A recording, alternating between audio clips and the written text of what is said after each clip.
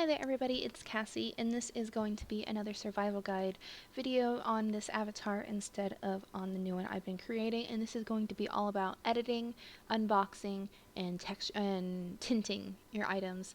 Sometimes people have a hard time with items that are resizable or tintable, so I figured I would go over these today and show you how to do them. So, let's see.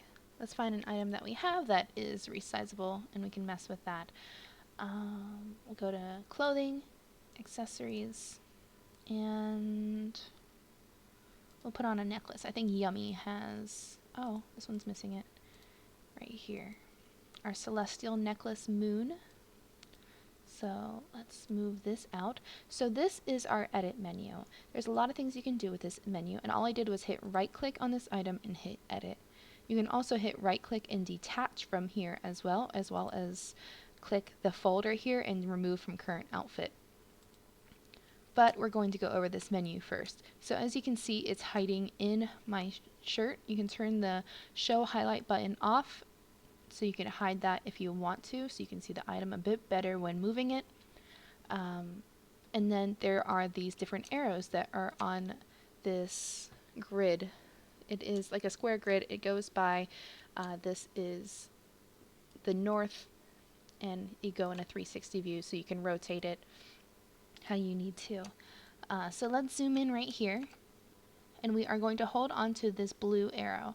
You can also hold onto these and they will snap onto this grid. It shows up the moment you grab onto it, but it is a little bit more finicky than just using a little arrow. And that is just how you move things. You can also rotate if you need to. And if you want it reset for your rotate, you'll just go back over here and type, I think it's 270, yep. And you can rotate it how you see fit, just so it fits your body correctly. And then, I believe you can, oh no, this one doesn't have a resizer, but we have stretch on here. And that's another good thing because it is just a base prim. I'll go over a resize script later on. But if it is ever too small or too big for you, we'll go to the stretch item right here. You can also hit Control or Command Shift, and you can stretch the necklace out. You can stretch it out vertically, horizontally, you can stretch it out in all of the different axes to fit you properly. Another thing is if it is modifiable, you can also tint it. Tinting is when you go into the texture face. We have the general face, which has the name, the creator, the owner, all the modification rights, as well as what you can do with it for the click default. We have our object rights where you can have it locked, physical, temporary, phantom, and all the positions it's in. We have special features like we can have it, it's at convex hull, so that kind of helps with object rendering and land impact. It normally is a little bit lighter when it's convex hull. The type is wood, and then you can also add a light to it if you want. If you ever see any of my get readies with me, I sometimes use a light box with my photos. And then we have the texture one right here. With the texture, there's a tintable option right here. It has the RGB scale where you can tint it how you want. You can also use the water dropper and tint it to whatever is in the area. Let's go back to white.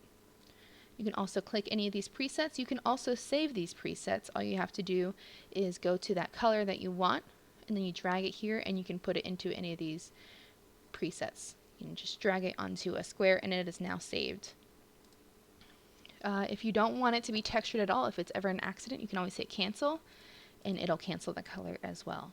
You can make it full bright, but I don't recommend doing this. It will have it at its natural tone without any light whatsoever coloring it. This is the color that it was textured to be and how it ends up looking as a final look. But I don't recommend doing this because if you ever are in a dark area, let's go to Ballooniverse.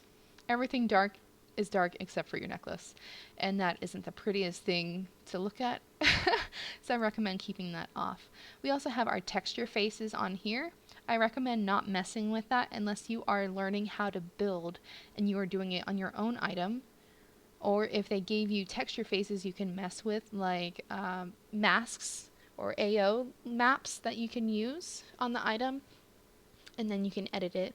It looks like this has multiple faces though, so if you do that, go to the select face option right here, and then you can click that certain item. It'll show that texture right there. But again, don't do that on items you buy that aren't designated for it, because you could completely mess up the texture with it and you might not have a copy of it since you're wearing this item. With the textures as well, you can also see the mapping right here. You can also see the horizontal scale, vertical scale, repeats per measure. All of these are also going to mess up the texture if you mess with them, and it's not something that you want to texture. So this might mess up all of the little details they put in this, and it'll have like diamonds up here or gold on top of where the diamonds are supposed to be. It's just something that you might not want to mess with, but you can do that if you are learning how to texture and build. And eventually I will do a video on how to texture basic AO maps. I have done it in the past. I'm not the best at it, but I will show you the basics of it at least. So if you ever do want to get into making your own stuff in Second Life, since this is a sandbox virtual world, you totally can. And the final thing that I'm going to show you is the contents. Sometimes there will be items that have contents in them. Like right now I am getting ready for my giveaway video, and these all have contents in them. With these, if they are rezzed out instead of worn, you can right click, you can open them, and copy these to your inventory. You can also copy and add contents to your outfit. I do not recommend doing this. Unless it is a full outfit that includes an AO, hair, skin, eyes, clothing, don't do it. It will add every single item to your outfit, including these houses and note card. The note card won't do anything. One time I right clicked a folder and added it all on accident, and it was a note card folder, so I just ended up naked. So I don't recommend doing that. But you can also, with these items, you can fill them as long as these are empty boxes. If you're ever wanting to organize your inventory and put stuff in boxes, like I'm doing with these bags for the giveaway, you can drag items into it, going into inventory, and let's go down here. So we'll go to our giveaway folder. You can easily just hold down the item to it, and whatever item you have selected, let's put our highlight on so you can see it a bit better. Where is it at? Close this. So we can show our highlight right here. We'll go to content, and you'll grab the item that you want to put inside, and you just drag it over here to content, and it is now in this bag. You can click away and go back to it. It's still in that bag. And then if you open it, since these are no transfer items or no copy items, they will all empty out of this bag and go into your inventory in a new folder. Like, where is it? Stuff I made trans. I opened it in a box earlier, and it all went in here after I set the proper settings for it. You can also do that by going to permissions, where if you are making items and you want to give them out, you do not want to give out your items full perm ever. So you can have it for these other permissions to give out to the next creator or next purchase, the customer, and you can select modify, copy, or transfer, whichever one you want it to have. Like I have all these bags I think these are full perm right now for the bags, but the items inside are modify, transfer, and then when I give these out, they're just all going to be modified, transfer as well. So you can set them down here for the base object, and then on the inside you can apply them here. This helps if you ever have group items and you want them all to change at once. You can set the permissions for it, and they will all have those items after you hit apply. Now, I know this is a lot of information to give out all at once, so if there's any of these that you want me to go over a bit more in detail, please just let me know in the comments below, and I will make a more detailed version of it in that video. I'll be making a bunch of these videos throughout the week and probably throughout the next few months, just trying to show you a bit more about Second Life and how you can use it optimally. For what I taught you with this video, it is very good for when you are first starting out in Second Life and you're shopping and you're not sure how to get the items out of these boxes. Now you know. A lot of vendors have their items boxed. A lot of vendors also just have their items in folders, and it'll just be there.